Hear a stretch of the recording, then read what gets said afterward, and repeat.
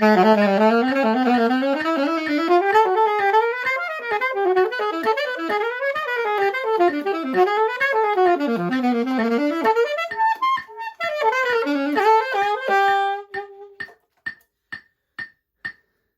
hello everybody. Today's topic is saxophone technique. Today's saxophonists have such an incredible fluid technical ability that really fabulous fluid technique is actually kind of a baseline requirement. So today I wanted to just share with you some of the ideas I've had carried around with me for, now since college, over 30 years. Back in college, I stumbled upon one thing, that if you practice your major scales, for example, here's G.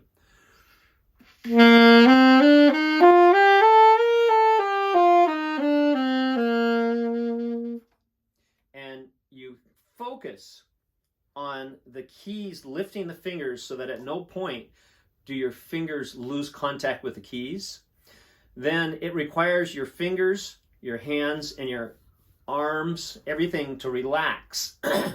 And then you're really focusing on the total motor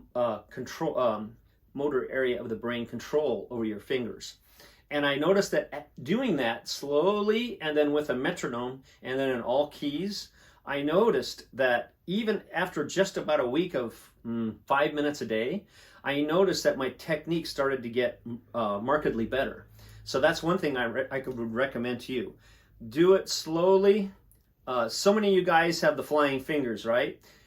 It's unavoidable when you go fast. But if you practice slowly with the keys lifting your fingers, you'd be amazed how much it transfers over to your normal playing where you're not thinking about it so much. And you'd be amazed how your technique goes up. So practice it with major scales and practice it with broken thirds too. So let's see if we get a metronome on here.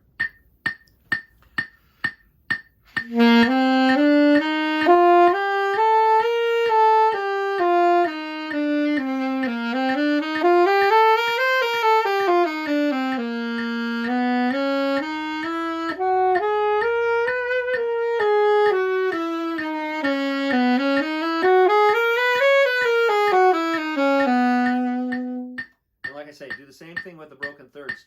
Thirds are really important. It really helps you. You're focused on so many of your things. While you're doing all your technical exercises, you're focused on good posture. You're focused on all the things your teacher told you about embouchure and tone production and throat settings and tongue position. I come from the Joe Allard approach.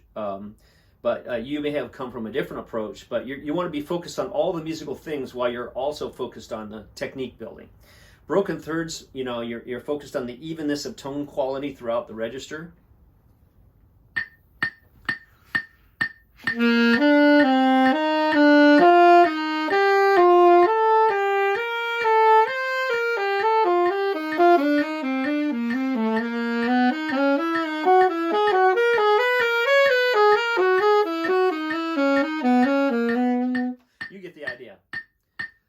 For those of you who have chronic flying fingers, you will find that you will have to take these exercises super slowly, or even sometimes, like in my case, 30 years ago, turn off the metronome altogether and then just work something out.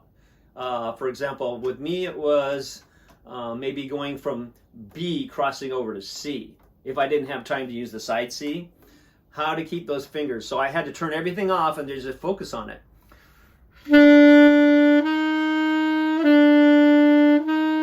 And then gradually got it more under control. So as you're playing your jazz and you're not thinking about the technique, but still these kinds of things will give you a baseline of better technique. Sure, your fingers still may fly off, but there's no jazz police around to police you on your fingers. But your baseline will increase and it will increase your abilities.